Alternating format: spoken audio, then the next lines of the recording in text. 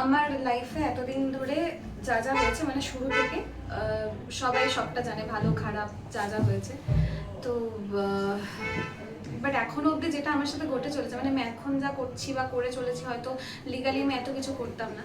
তো যদি অপোনেন্ট মানে যারা অপোজিট আছে তারা যদি থেমে যেত, বাট স্টিল এখনো অনেক কিছু চলছে যেটা হচ্ছে সব দিক থেকেই আমাকে হার্ম করছে, মানে হয়তো সেটা আমার ভালো লাগছে না। তো তার জন্য আমি বেশ অনেক মানে কিছু স্টেপ আমি নিয়েছি, যেটা আমার জরুরি মনে হয়েছে। আমি সবার সাথে আলোচনা করে কিছু স্টেপ নিয়েছি। তো সেটা আমি ডিটেলসে আমার থেকে ভালো আমার মানে লয়ার যারা এখানে আছেন, শুভম কাঞ্জিলাল আর দীপক মুখার্জি, ওনারা বলবেন ওনাদের মতো করে। তো তোমরাই বলো। আচ্ছা, নমস্কার, আমি অ্যাডভোকেট শুভম কাঞ্জিলাল। ব্যাপারটা শুরু হয় দেবলীনা নন্দী এবং প্রবাহ নন্দী, এদের বিয়ে হয় 2024 সালের ডিসেম্বর মাসে। জোরে 2024 সালের ডিসেম্বর মাসে এদের বিয়ে হয় এবং from the beginning of the marriage ওনার উপরে মানসিক এবং শারীরিক অত্যাচার শুরু হয়। বিয়ের দিন থেকে শুরু করে বিয়ের দিন দেবলীনা নন্দীর মাকে গায়ের রং তুলে কথা, বিভিন্ন কথা, সাইড কমেন্ট করা হয় এবং হানিমুনে পর্যন্ত, হানিমুনে থাইল্যান্ড যাওয়া হয়েছিল। থাইল্যান্ডে গিয়ে প্রবাহ নন্দী ড্রাঙ্ক হয়, গায়ে হাত তোলে, মারধর করে। সেটা 2025 সালের এপ্রিল মাসের কথা। এবং তারপরে বিভিন্নভাবে নানাভাবে মানসিক এবং শারীরিক অত্যাচার। প্রবাহর একটা সমস্যা ছিল শুরু থেকেই, ও হচ্ছে অ্যালকোহলিক অ্যান্ড ড্রাগও অ্যাবিউজ করে। সেই জিনিসগুলো আমরা বিভিন্ন তথ্য অনুযায়ী পেয়েছি, সেটা আমরা কোর্টকে জানাবো বিভিন্ন এভিডেন্সের মাধ্যমে। এবং বেশ কিছু ভিডিও এবং অডিও ক্লিপও আমাদের কাছে আছে, যেগুলো আমরা কোর্টে প্রডিউস করব, যেখানে কিনা ভায়োলেন্সটাকে আরও ভালোভাবে বোঝা যাবে কী হয়েছে ওনার প্রতি। 2024 সালের আগস্ট মাসে ওনাকে ঘাড় ধাক্কা দিয়ে নিউ টাউনের রেন্টেড অ্যাপার্টমেন্ট থেকে বার করে দেওয়া হয়। ওখান থেকে শুরু হয় একটু আইনের ব্যাপারটা। চন্দননগর থানা, সোনারপুর থানা এবং নিউ টাউন থানা, তিনটে থানাতেই 2024 সালের আগস্ট মাসে জিডি করা হয়েছিল। এবং তারপরে এক মাস পরে প্রবাহ নিজে থেকেই দেবলীনাকে আবার ফিরে নিয়ে যায় এবং তারপর থেকে এতভাবে মানসিক অত্যাচার করা শুরু করে যে দেবলীনা বাধ্য হয়ে জানুয়ারি মাসে 2026 সালে একটু অ্যাংজাইটি পিলস ওভারডোজ হয়ে একটু সুইসাইড অ্যাটেম্প করার চেষ্টা করে। মানসিকভাবে এতটাই ফোর্স করা হয়েছিল ওই দিকে, কারণ দিনের পর দিন এই কথাগুলো প্রবাহর ফ্যামিলির দিক থেকে আসতো যে তুমি কেন মরে যাও না, তুমি কেন এখনো মরছো না, তুমি মরলে আমাদের সবার লাইফ ইজি হবে। তো সেই জিনিসটা ধরে রাখতে না পেরে জানুয়ারি মাসেই ঘটনাটা ঘটে। জানুয়ারি মাসে সোনারপুর থানায় একটা এফআইআর করা হয়। সেই এফআইআরে সেকশন 85 অফ বিএনএস এবং সেকশন 316 অফ বিএনএস, মানে যেটা কিনা পুরনো আইনে আইপিসিতে 498A এবং 406 ছিল, ক্রিমিনাল ব্রিচ অফ ট্রাস্ট এবং mental and physical cruelty against wife আর ওমেন। তো তারপরে জিনিসপত্র রিকভারি নিয়েও আমাদের অনেক রকম সমস্যা হয়। চন্দননগরের জিনিস রিকভার করা নিয়ে থানার দিক থেকে আমরা খুব একটা কোঅপারেশন পাইনি। তারপরে আলটিমেটলি এই মাসেই চন্দননগর থেকে রিকভার হয়, বাট মেন যে সব কটা শ্রীধন আর্টিকেল সবগুলো কিন্তু এখনো অবধি রিকভার হয়নি। একটা মেন যেটা শ্রীধন আর্টিকেল, যেটা গিফট পেয়েছিল বিয়েতে মানতাসা, এবং একটা গলার হার মোটা চেন 15 গ্রামের, সেটা ফেরত দিতে ওরা রিফিউজ করে দেয়। 69 গ্রামস, মানে অনেকটাই, মানে ওটাই আর কি ওরা দিতে চায় না। তো সেইটার জন্য সেটা আমরা আইনিভাবে যা কোর্টে করার করব। এবং তারপরে আমরা ডোমেস্টিক ভায়োলেন্স কেসও করি। কিন্তু ইন বিটুইন এসবের আগেই প্রবাহ নন্দীর দ্বারা একটা চন্দননগর কোর্টে জুডিশিয়াল সেপারেশন কেস ফাইল করা হয়। মানে কোর্টের অর্ডার অনুযায়ী ওরা জুডিশিয়ালি সেপারেট থাকতে চায়। বাট দেবলীনা শুরু থেকেই সংসারটা টিকিয়ে রাখতে চেয়েছিল। ও শুরু থেকেই চেয়েছিল যাতে সংসারটা না ভাঙে, সংসারটা যাতে চলে, কন্টিনিউ হয়। কিন্তু ওদের দিক থেকে কোনো রকম কোনো এফার্টস আসেনি। এবং শুধুমাত্র প্রবাহ নন্দী নয়, প্রবাহ নন্দীর মা এবং বাবা বিভিন্নভাবে, সেগুলো অনেক ভিডিও এবং অডিও ক্লিপস আছে আমাদের কাছে, আমরা কোর্টে প্রডিউস করব। মানসিক এবং শারীরিক অত্যাচার দিনের পর দিন, দিনের পর দিন। আপনারা পুরনো কিছু দেবলীনা নন্দীর পুরনো কিছু ছবি বা ভিডিও দেখলে বুঝতে পারবেন শোতে যেত, প্রমোশনে যেত, কালচিটে দাগ থাকতো মুখে, মেকআপ করে সেগুলো ঢাকা হতো। বাট অনেক আই উইটনেস আছে যারা দেখেছে দিনের পর দিন এই জিনিসগুলো। এগিয়ে আসবে কিছু দিন, তাহলে এগিয়ে আসবে। হ্যাঁ, তারা আই উইটনেস, তারা কোর্টে গিয়ে এভিডেন্স দেবে, নিশ্চয়ই দেবে। এবং আমরা আরেকটা এফআইআর করি, সেকেন্ড আরেকটা এফআইআর হয় এ মাসে 13 তারিখে। সেটা হচ্ছে ডিফেমেশন এবং সেকশন 76ও আছে ওখানে বিএনএস এর, যেটা কিনা নন বেলেবল অফেন্স। সেটা মেনলি করা হয় একটা ভিডিও কয়েকদিন আগে ফেসবুকে প্রবাহ নন্দীর মাধ্যমে অন্য একটা প্রোফাইল থেকে আসে, যেখানে কিনা ভিডিওটাকে পুরো অন্যভাবে দেখানো হয় যে দেবলীনা নন্দী নাকি ড্রাঙ্ক ছিল। ওখানে প্রবাহই ভিডিওটা করে, প্রবাহের মাধ্যমে আসে, আপনারা ভালো করে দেখলে বুঝতে পারবেন। ওখানে হাত দেখা যাচ্ছে, উল্টো দিকে টিভি স্ক্রিনে ওর মুখটাও দেখা যাচ্ছে। ওখানে সামনে একটি আই উইটনেসও ছিল, একজন পায়েল নস্কর, না পায়েল নস্কর বলে। ওটা ঘটনাটা পুরো ছিল হচ্ছে প্রবাহ অ্যাকচুয়ালি, যেহেতু ও পাইলট, ওর টাইম থাকে যে অ্যালকোহল কনজিউম করা, ওটা একটা টাইম ব্যারিয়ার থাকে, লিমিটেশন থাকে। তো ঘড়ি দেখে ওইভাবে ও ড্রিঙ্ক করতো। পরের দিন সকালে যদি ফ্লাইট থাকতো, মদ তো রেগুলার খেতেই হবে, পরের দিন সকালে যদি ফ্লাইট থাকতো, জেনারেলি 24 ঘন্টার আগে খাওয়া যায় না, তো তার আগের দিন সকালবেলা ঘুম থেকে উঠেই ও ড্রিঙ্ক করা স্টার্ট করে দিত। তো ড্রিঙ্ক করে হাত মোচড়ানো, কনুই দিয়ে ঠেলে দেওয়া, ইনফ্যাক্ট বারান্দা, তোমাদের কত ফ্লোরে ছিল? 6 ফ্লোরে, না? 6 ফ্লোরে বারান্দা থেকে অনেকবার ঠেলে দেওয়ার চেষ্টা করা হয়েছে। এবং ওই মেয়েটি পুরোটাই জানে যে আই উইটনেস ছিলেন পায়েল নস্কর ওখানে ভিডিওটাতে। বাট ভিডিওটাকে কমপ্লিটলি ডিফারেন্ট পোর্ট্রে করে সোশ্যাল মিডিয়াতে করা হয়েছে, তাই জন্য একটা নন অ্যাভেলেবল সেকশনে এফআইআর হয়েছে। এবং অ্যাকাউন্টগুলো আই গেস হয়ে গেছে এতদিনে, রিঅ্যাক্টিভেট হয়ে গেছে। এবং আরও কিছু অ্যাকাউন্ট আমাদের নজরে আছে যারা মানে একদমই ডিফেম করার জন্য, শুধুমাত্র কাজের জায়গাটা হ্যাম্পার করার জন্য দিনের পর দিন বাজে বাজে এগেনস্টে কমেন্ট সেগুলো চালাচ্ছে। এবার আইনের ব্যাপারটা, আজকে একটা হিয়ারিং ছিল ডোমেস্টিক ভায়োলেন্স মামলায়, এবং ওটার ডেটও আছে 4 জুলাই। এবং বাকিটা নিয়ে কি সেটা দিব্য মুখার্জি বলবেন, অ্যাডভোকেট।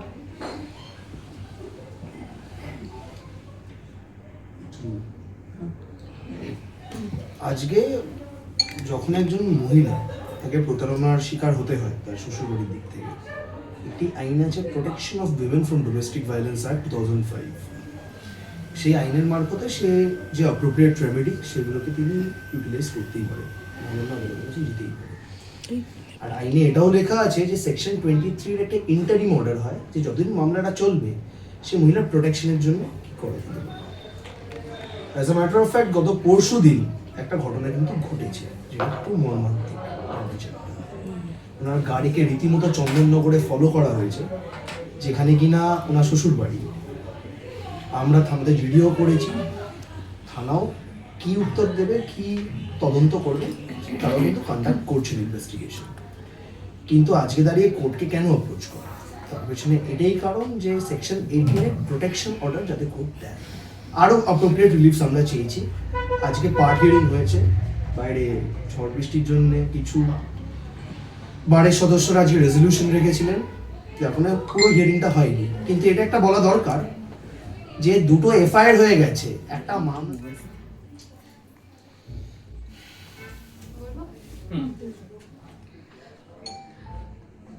আমার লাইফে এতদিন ধরে যা যা হয়েছে, মানে শুরু থেকে সবাই সবটা জানে, ভালো খারাপ যা যা হয়েছে। তো বাট এখনো অবধি যেটা আমার সাথে ঘটে চলেছে, মানে আমি এখন যা করছি বা করে চলেছি, হয়তো লিগালি আমি এত কিছু করতাম না। তো যদি অপোনেন্ট, মানে যারা অপোজিট আছে, তারা যদি থেমে যেত, বাট স্টিল এখনো অনেক কিছু চলছে যেটা হচ্ছে সব দিক থেকেই আমাকে হার্ম করছে। মানে হয়তো সেটা আমার ভালো লাগছে না।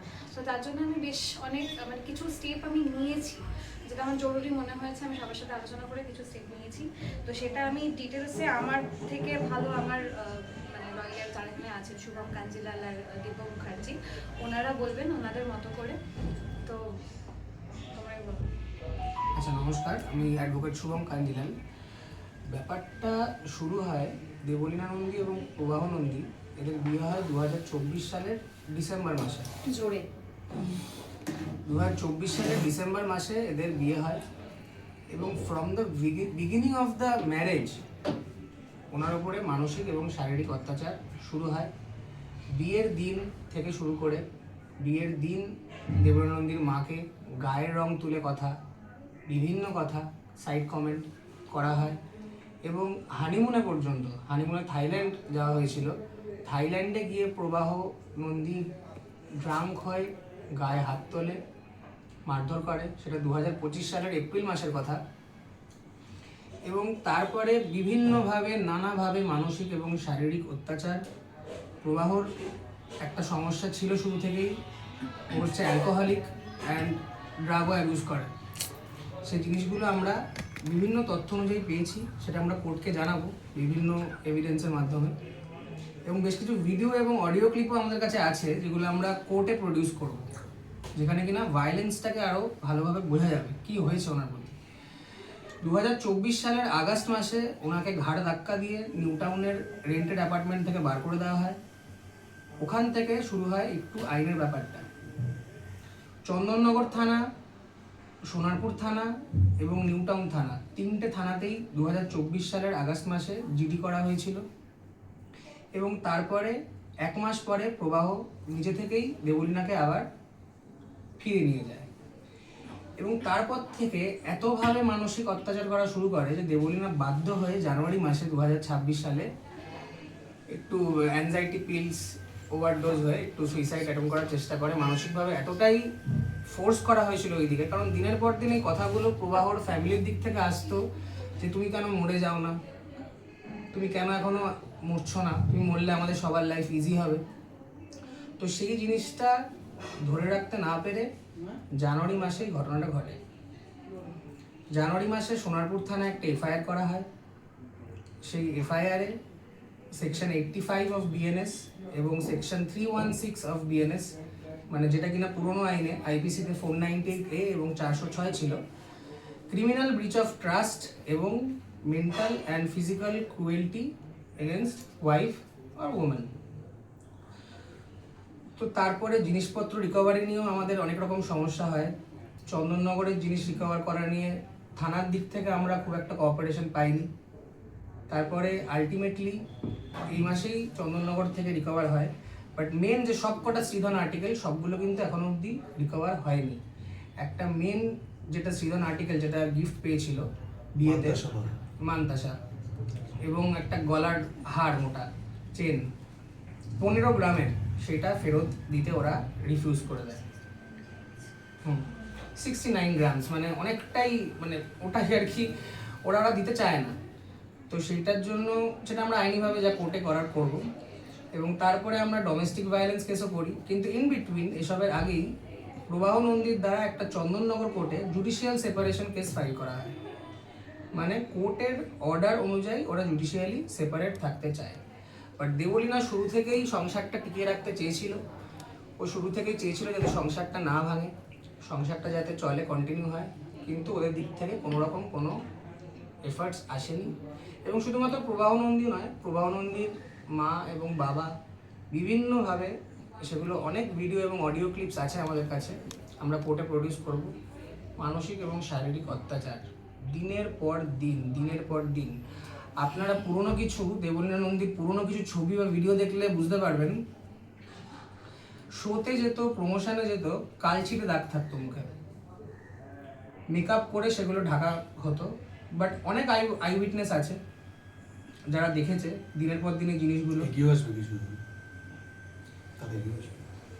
হ্যাঁ, তারা আই উইটনেস, তারা কোর্টে গিয়ে এভিডেন্স দেবে, নিশ্চয়ই দেবে। এবং আমরা আরেকটা এফআইআর করি, সেকেন্ড আরেকটা এফআইআর হয় এ মাসে 13 তারিখে, সেটা হচ্ছে ডিফেমেশন এবং সেকশন 76ও আছে ওখানে বিএনএসের, যেটা কিনা নন বেলেবল অফেন্স। সেটা মেনলি করা হয় একটা ভিডিও কয়েকদিন আগে ফেসবুকে প্রবাহ নন্দীর মাধ্যমে অন্য একটা প্রোফাইল থেকে আসে, যেখানে কিনা ভিডিওটাকে পুরো অন্যভাবে দেখানো হয় যে দেবলীনা নন্দী নাকি ড্রাঙ্ক ছিল। ওখানে প্রবাহই ভিডিওটা করে, প্রবাহের মাধ্যমে আসে, আপনারা ভালো করে দেখলে বুঝতে পারবেন। ওখানে হাত দেখা যাচ্ছে, উল্টো দিকে টিভি স্ক্রিনে ওর মুখটাও দেখা যাচ্ছে। ওখানে সামনে একটি আই উইটনেসও ছিল, পায়েল নস্কর বলে। ওটা ঘটনাটা পুরো ছিল হচ্ছে প্রবাহ অ্যাকচুয়ালি, যেহেতু ও পাইলট, ওর টাইম থাকে যে অ্যালকোহল কনজিউম করে, ওদের একটা টাইম ব্যারিয়ার থাকে, লিমিটেশন থাকে। তো ঘড়ি দেখে ওইভাবে ও ড্রিঙ্ক করতো। পরের দিন সকালে যদি ফ্লাইট থাকতো, মদ তো রেগুলার খেতেই হবে, ও পরের দিন সকালে যদি ফ্লাইট থাকতো, জেনারেলি 24 ঘন্টার আগে খাওয়া যায় না, তো তার আগের দিন সকালবেলা ঘুম থেকে উঠেই ও ড্রিঙ্ক করা স্টার্ট করে দিত।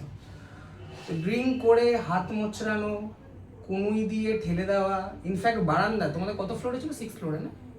6 ফ্লোরে বারান্দা থেকে অনেকবার ঠেলে দেওয়ার চেষ্টা করা হয়েছে। এবং ওই মেয়েটি পুরোটাই জানে যে আই উইটনেস ছিলেন পায়েল নস্কর ওখানে ভিডিওটাতে, বাট ভিডিওটাকে কমপ্লিটলি ডিফারেন্ট পোর্ট্রে করে সোশ্যাল মিডিয়াতে করা হয়েছে, তাই জন্য একটা নন অ্যাভেলেবল সেকশনে এফআইআর হয়েছে এবং অ্যাকাউন্টগুলো আই গেস হয়ে গেছে এতদিনে, রিঅ্যাক্টিভেট হয়ে গেছে।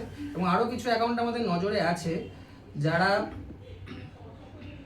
মানে একদমই ডিফেম করার জন্য, শুধুমাত্র কাজের জায়গাটা হ্যাম্পার করার জন্য দিনের পর দিন বাজে বাজে এগেনস্টে কমেন্ট সেগুলো চালাচ্ছে।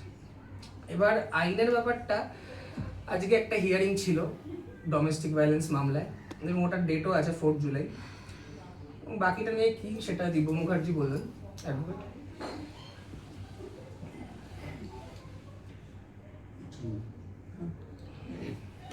আজকে যখন একজন মহিলা তাকে প্রতারণার শিকার হতে হয় তার শ্বশুরবাড়ির দিক থেকে, একটি আইন আছে protection of women from domestic violence act 2005। সেই আইনের মারফতে সে যে অ্যাপ্রোপ্রিয়েট রেমেডি সেগুলোকে তিনি ইউটিলাইজ করতেই পারে, দিতেই পারে। আর আইনে এটাও লেখা আছে যে সেকশন 23 একটা ইন্টারিম অর্ডার হয় যে যতদিন মামলাটা চলবে সে মহিলার প্রোটেকশনের জন্য কি করে দিতে পারে। As a matter of fact গত পরশু দিন একটা ঘটনা কিন্তু ঘটেছে যেটা একটু মর্মান্তিক। ওনার গাড়িকে রীতিমতো চন্দননগরে ফলো করা হয়েছে, যেখানে কিনা ওনার শ্বশুর বাড়ি। আমরা থানাতে ভিডিও করেছি, থানাও কি উত্তর দেবে, কি তদন্ত করবে তারাও কিন্তু কন্ডাক্ট করছেন ইনভেস্টিগেশন। কিন্তু আজকে দাঁড়িয়ে কোর্টকে কেন অ্যাপ্রোচ করা, তার পেছনে এটাই কারণ যে সেকশন 18 এর প্রোটেকশন অর্ডার যাতে কোর্ট দেয়। আরও অ্যাপ্রোপ্রিয়েট রিলিফস আমরা চেয়েছি। আজকে পার্ট হিয়ারিং হয়েছে, বাইরে ঝড় বৃষ্টির জন্য কিছু বারের সদস্যরা আজকে রেজলিউশন রেখেছিলেন যে আপনার